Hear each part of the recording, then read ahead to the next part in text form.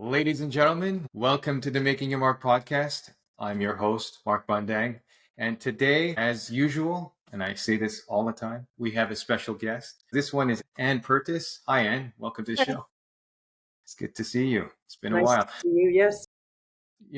It's interesting because before we jumped on, we caught up a little bit. We don't see each other very often, but the place where I met Anne was last year's case competition. And the lead judge for the panel of judges that we were on was Sam Watts, who was a previous guest on this podcast. So I'm very happy to report that the John Molson MVA case competition brings a lot of people together outside of it as well.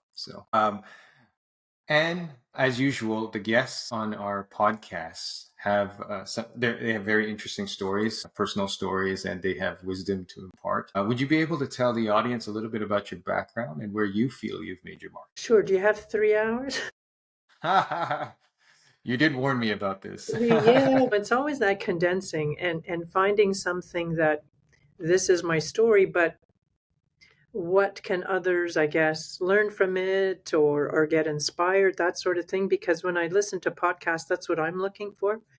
So, I mean, I grew up in the 60s, that generation of you go outside in the summer, you go outside in the morning and you're back for meals and you go back out until it gets dark. And I have two adult children and we never did that with our kids necessarily. But the lessons that reflecting back, the lessons of that is you're making friends, you're making do, you have to be resourceful. You can't go back in every 5 minutes to the house because that just wasn't, but we had fun.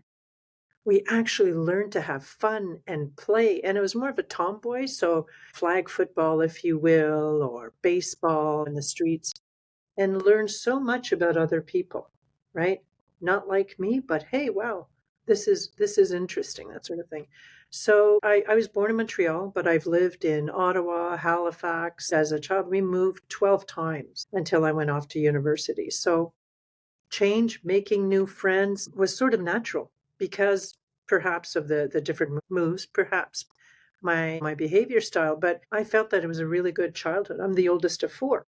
So as you can appreciate, and others that are in the boomer generation, you didn't talk back when the authority was what you were told. And that stuck with me for a long time until I go, not so much. You've got to break free. So that's a little bit about my background of where I come from. I am born here in Montreal, so French mother tongue, but bilingual from the get-go. Okay, good. And maybe a little bit about that I think you mentioned something about you being in the playground. It was a different time growing up, and there was a lot of, it makes you open to change and all of that. So your background, where are you now, actually? Just for the audience to know, like, you have a company called The Pillars, right? Yes. So that's a good question. So yes, and we can go through a little bit more detail of that background, but I am currently in our offices. We are located in Pointe Claire in the Montreal region, and we are a boutique consulting firm. And what we do, we are change and transformation strategists. So helping organizations, teams, and leaders in that realm. So, and the uniqueness that we bring, because there's so many change and consulting firms out there, but what we really espouse is very much working, co-creating and collaborating with our clients, not coming in and saying, hey, you don't know nothing, know nothing at all. And here we are with all the answers, and you should do this and do that. We take the time to get to know our clients, where they're at this time, where they want to go, and work with them. I mean, it sounds so simple, but it is not a one and done type of process. This is over time, that sometimes it's a whole culture shift. Sometimes it's adding a new division. Sometimes it's so many different changes. So that's where I am now in our offices here in Montreal. I know that's one of the experiences you kind of want to share a little bit, and the Making Your Mark podcast is, in some ways, it's kind of covering the distance that you traveled from where you were. For Anne Pertus, the person, like, where did she, I mean, what's an experience that you kind of want to share that kind of influenced your path? Leaving for university, as many of us do, you're away from home and you're in residence and you've got to make your own decisions, and it's all new and it's totally different from here in Quebec. We have high school, we have cégep, and here it's university, and no one's going to keep tabs on you if you don't go to class or if you don't do your assignments and such. So in the first year, I was in economics 101 class. So first year, it's a lot of students in that auditorium, and it's not a course I had taken before in cégep. Or so here, working hard and studying, and here comes the midterm, and I'm looking around, and it's an auditorium. So, and I'm going, there's these guys sitting around this other person who's a good student, and they are clearly cheating, Mm. clearly looking and saying, okay. Anyways, I finish, I do my thing and whatever, and on my weekly call with my dad, who's an engineer, university graduate, and I tell him this, and I'm livid, and I'm just like, could you imagine? And I'm working hard, and they're getting good marks, and that sort of thing. And I was livid, and he was very calm, and basically, without dismissing what I was feeling, saying, you do you, and go through and do what you need to do to learn to get your university degree. These individuals may pass, may have their degree, and then in life, what have they learned? What have they learned? In this case, was economics, which is for a Bachelor of Business Admin, you need to go through it.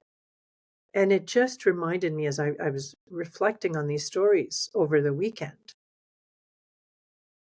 is a Mel Robbins book that's just came out a few weeks ago. And I've read, I've seen her podcasts and read a bit about her, and I'm going, I've got to get that book. It's a lesson I learned a long time ago.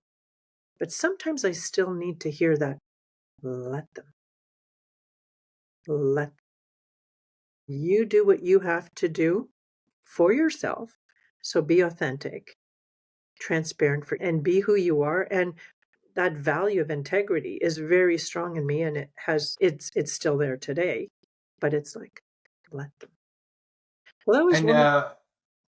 yeah, I do want to tap on that a little bit because, and you see it in business all the time, by the way. You see it, and this is why this is such a great wisdom to share, is because in business, especially, and I'll give you an example. In the industry that I'm in, it's a commodity product, right? So there are certain parameters around it that can kind of make it special and differentiate it. And our product tends to be a more premium marketed brand, but it gets cheapened by people who take shortcuts and kind of mislead the audience, right? My conversation with the president of the company, it's always like, well, these guys are clearly not telling the truth, like we have tests that back up this, right? So when we make a claim, we actually substantiate it when we need to, but no one's testing these guys who are putting false claims in there, or they're misleading the audience by saying they're stacking it, but they're not telling what they're stacking the test results with, and there's always that temptation to kind of take a shortcut, say, well, if they're doing it, what would make us different? But I tell you, that's actually like part of the brand, isn't it? It's part of who you are. Yes, 100%. Because how do you feel?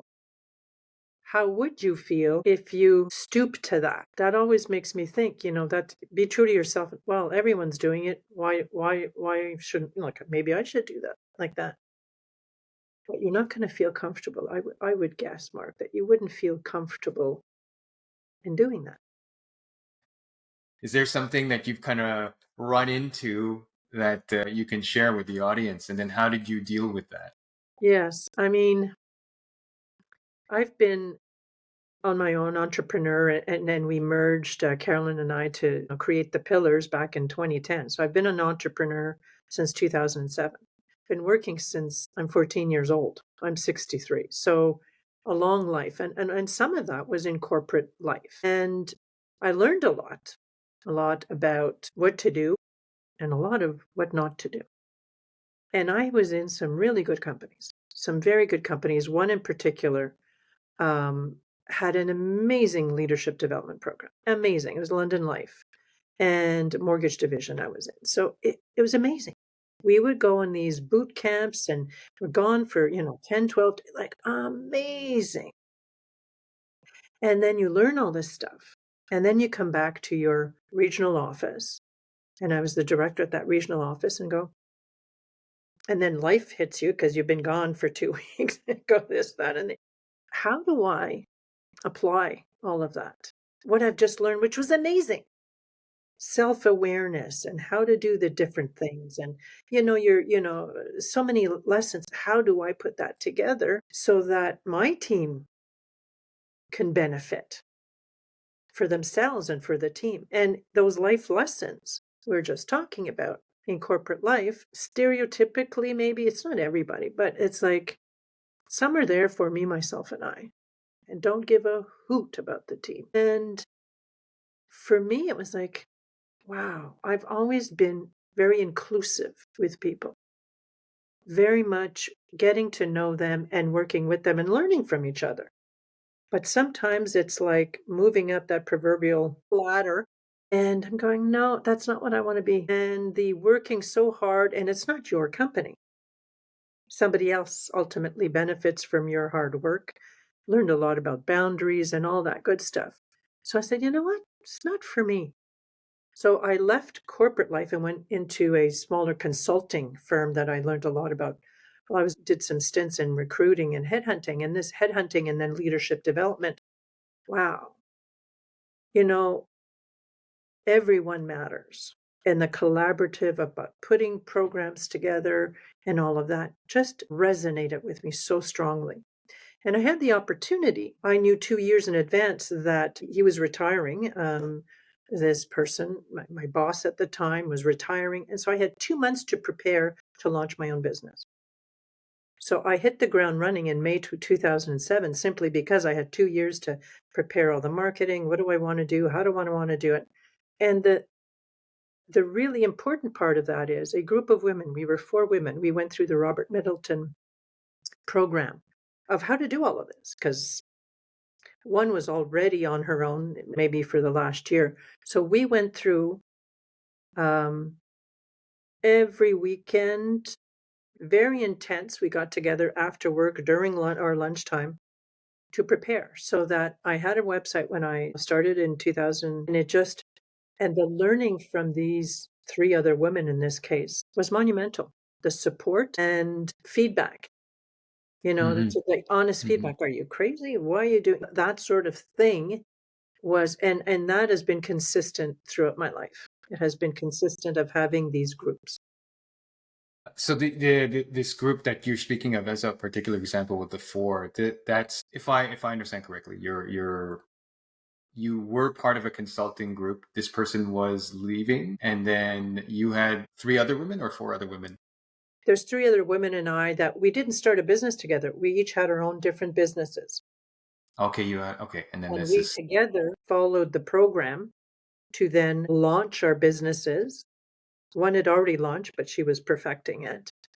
okay. And yeah, it was quite an amazing process. And the name that you something Middleton. Could you repeat that It's one? Robert Middleton. Gosh, this is in 2007. Something, but if Robert Middleton, I looked him up a few years back and he was still around, so you might be able to find on the internet. I love that because there's moments in my time because I've worked long enough as well, I guess, to know that there are moments where something that comes along changes your trajectory, and then you look back and you're like, oh wow, what are the chances of that coming across, and then like coming into my life, and then I pivot, and then I end up completely in a different direction, or a modified direction. That's actually I'm really happy with. And I've been very lucky, grateful. That's but one group. I mean, I have a group of high school friends I've known for over 50 years and very close. And we don't need to see each other every day, every week. Sometimes we go months and not seeing each other. But boy, when we get together, it's like yesterday, like it's just amazing. And the support of a group of 6 women, 7 women, one is further away, but when she comes in, and it's just amazing because you are yourself, of which you're supposed to be all the time, but they really we bring out so much of the vulnerability and helping each other out. And this has been really a trend throughout my life that, the different groups of friends. I have a Nordic walking group. I mean, during COVID, mental health wise, that was fantastic.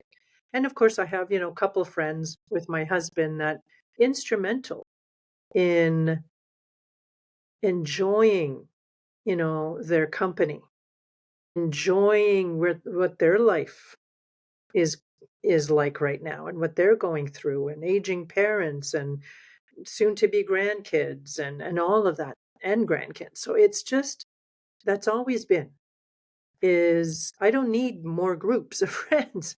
The ones I have are fantastic and that support has been amazing. And these are not childhood friends necessarily, are they? No, the only childhood friends would be the high school friends that I've known throughout. Yes. Okay, okay. That's interesting. I mean, for me personally, outside of my family, I haven't had the fortune of having a lot of groups of friends that have gone through significant amount of my life journey. So that's extremely fortunate. How did that come across? Is that accident or is that a bit premeditated in your part? That's a good question. That is a really good question. I do believe in you're at the right place at the right time when these Mm. connections happen. If I speak about, for example, the walking group that I'm in, it's Nordic walking. It's like cross country skiing, but you don't have the skis. We do it 365 days a year. So there was a classes, if you will. We're outside and with mainly other women. There were a few men, but mainly other women learning and you're in nature and you're getting the oxygen and it's immediate of some you just connect with really well to we did I did that for 2-3 years and now that we are 3 sometimes 4 every Sunday we're out there and hopefully more as we go along. It's been a little tough. COVID was 2-3 times a week and that opportunity to be in nature, getting exercise, getting your oxygen, and being with really amazing people. And what are they going through? And honestly, helping each other mental health wise, because we were there for each other during that process. So, meeting people like I didn't know them when I signed up for this, for the classes, and I got to know them. And that was probably 10 years ago. And we are still and we can call each other up and we do 5 cassettes and we do get along to come to each other's homes and it's not just on the walking side. We have a true friendship.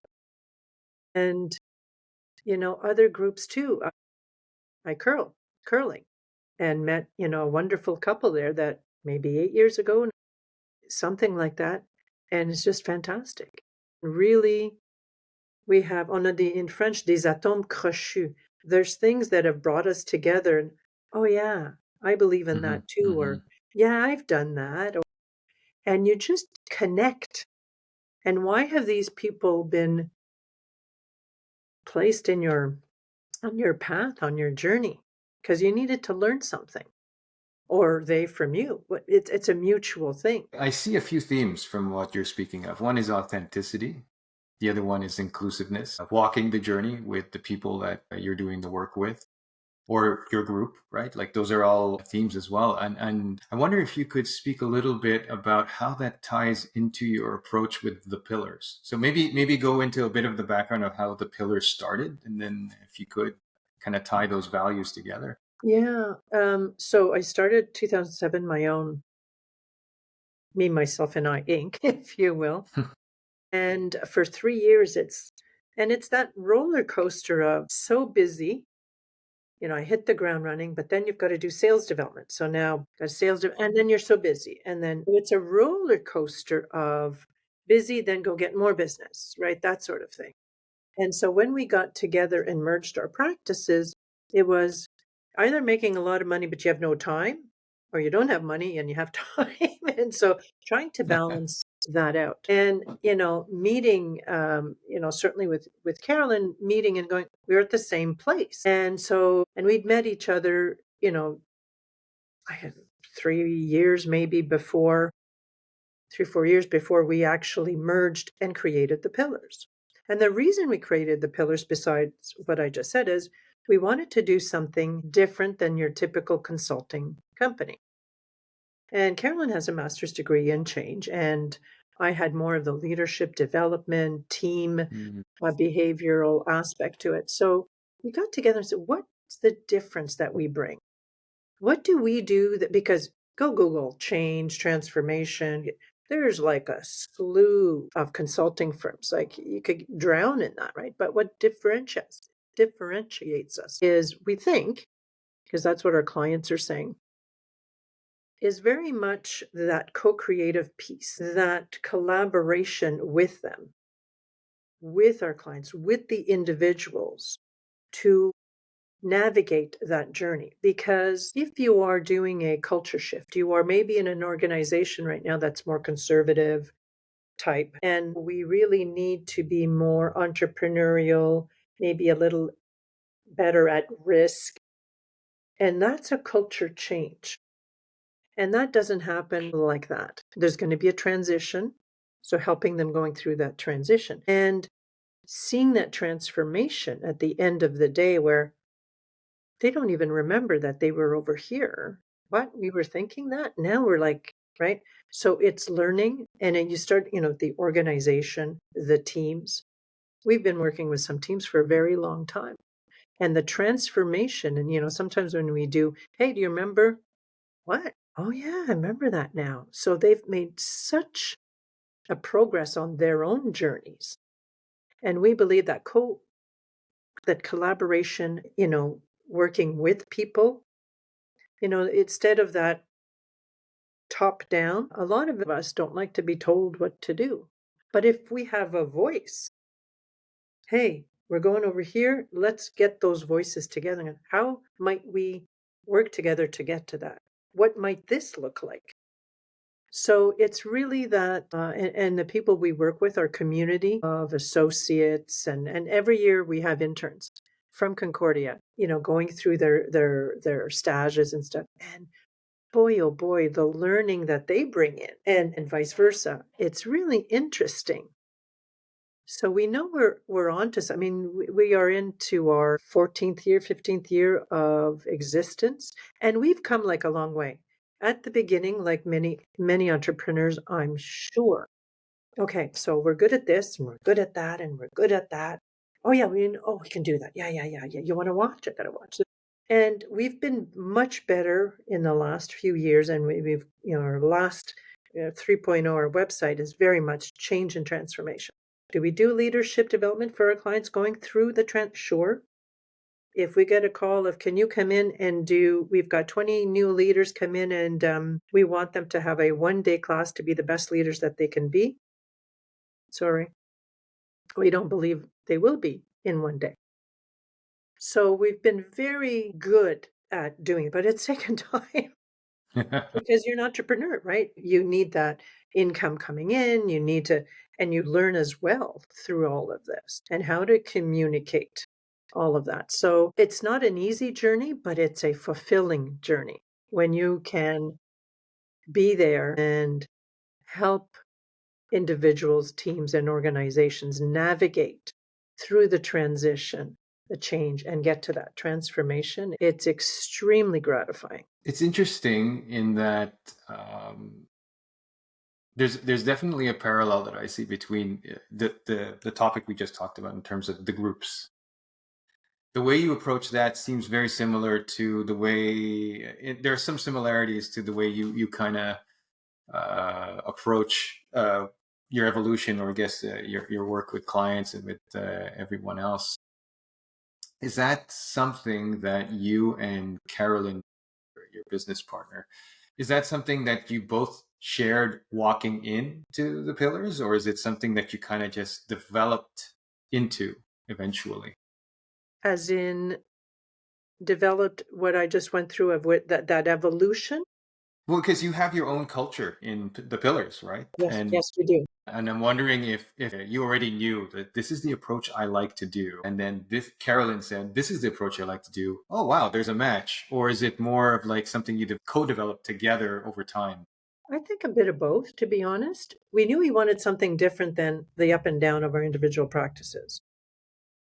And then when we did come together, we shared values. We did a values exercise. And yes, there was definite synergy there. Yeah, there's some that are a bit different, but there was some synergy. And to your point, we did build the culture for the pillars, right? We did build that. And with the different associates that we brought in our community, we did build it as we went through to what it is now, yes. But we were on the same thought process as to not wanting to be, one of the top fours. That's never been something, in the consulting world that we wanted to be different and really add value to that process for our clients. That it's not just cookie cutter, here, you do that and you're going to be great. Okay, next. We really like to empower and I guess teach our clients. You can do this. Like we're going through it together. You can do it with your teams, et cetera, et cetera. So the sustainability of it, it's not just here's what we've built, but what's the application of it? And applying what you're learning and sharing that with people in your organization. That's where the success comes from. Not just when I took those courses, in my corporate life, oh, this is great. And you're all jazzed up. And then you come back and you go, yeah, but how do I do that? I didn't have a coach or had mastermind groups to, hey, how did you do that? And we built that in our leadership development. We built, okay, so you do a bit of content, if you will, and not 3 days of it in one shot necessarily but some have to do it that way. But here's a concept.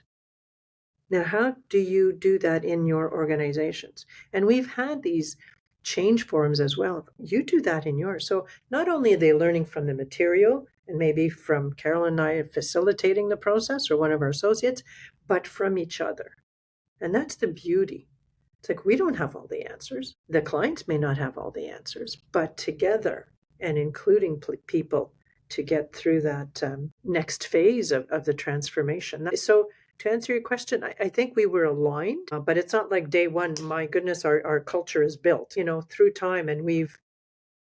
But the guiding principles have been there since the get-go. And I can see now why you're different from, say, a big four consulting group. There is a tendency where you've got people who give templates, and then the success is measured by, did you check that one off? Did you check that one off? Did you check that one off? Okay, yeah, we developed a plan.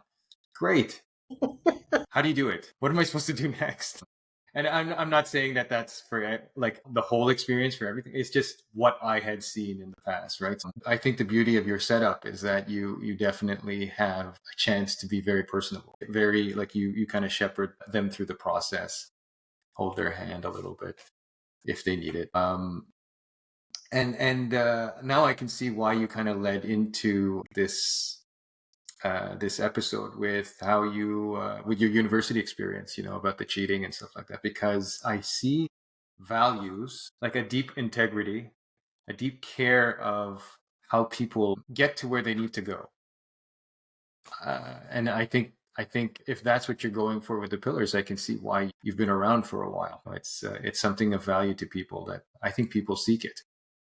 And my last group that I wanted to share with you briefly, and I know we're almost at the end of our time, was I was diagnosed with diabetes 8 years ago. And not a big, huge surprise. My dad's been a diabetic for close to 50 years. But life lessons there of learning comes through loud and clear because you're first diagnosed, oh, this is what you do. Eat carbs, eat carbs, eat carbs, eat carbs. And you're on a roller coaster of your sugar levels. I'm condensing here. And I researched and I found a way of eating, which happens to be low carb, not quite keto, but low carb. And I was able to manage my sugar levels and going against the grain of what's out there.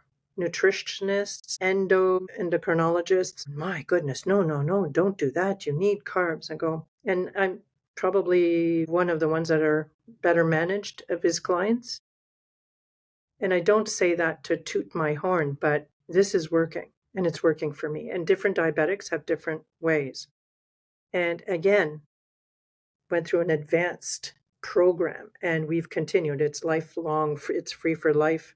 And it's a group of women. And we're all type 1 diabetics that have researched and learned this way, and it works. And the advocacy and teaching others and learn from each other, instrumental. The whole year, I'm starting a second year now because it's all year round except for different breaks during Christmas and such. It is life-changing. And I don't know if I would have been ready for that if I hadn't gone through my journey and the groups we were talking about and that learning something new and that integrity of being who I am. This is not who I am eating all these carbs, for example. And you're going against the grain. And sometimes it's exhausting until you find your tribe, of which on the diabetes side, I have found my tribe and it's invaluable. So I wanted to bring that in, sort of a find your tribe, I guess, find your tribe of who you are, what you want to do, how you want to do that, who you want to be with to help your growth throughout your lifetime. So, and never give up. There's going to be tough days, but just never give up. Is this your overarching advice with all the experiences you've shared? Yeah, I would say so, because no one has exactly the same path. Find your We tribe. all, even in a family, and I read this years ago. I don't know how many siblings you have, Mark, but I'm the oldest of 4. So it was my parents and I for about 2 years. Then my brother came along. So then it's no longer the same family. He doesn't have the same experiences with the parents, and because now I'm there. And then add 2 more. And we all lived in a different family. And it's a concept that, well, no, we're all in the same parents. No. How many times, and I don't know how many siblings you have or people listening, the last one in does not have the same experience with maybe more stricter parents, and now it's more laissez-faire and whatnot. It is not, you're not coming into the same family as the sibling previous to you. So we all have our different paths and different perceptions along the way. Thank you, Anne. That's it's nice and poetic, I think. Just a little bit. One last thing I wanted to close the show with is that we've already gone with the tradition of the overarching advice. The other one is, if someone is watching this and is compelled to reach out and find out more from you, how do they reach you? It's as easy as an email, which would be Anne with an E at thepillars.ca. I'm on LinkedIn. The Pillars are on LinkedIn as well. So you can find us there easily. And at the case competition every year.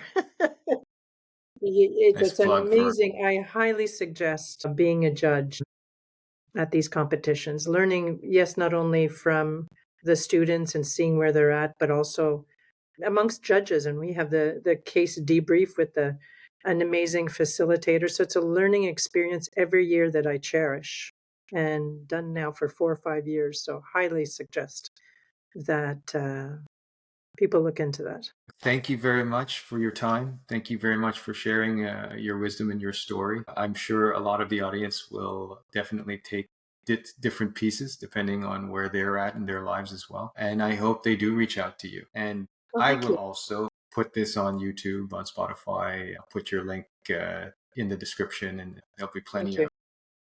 plenty of promotion for the week where Thank you you. launch. Subscribe, share, like, comment, all that stuff. Yes. So Anne, with that, thank you very much. We'll talk soon. To the audience, take care. Thank you.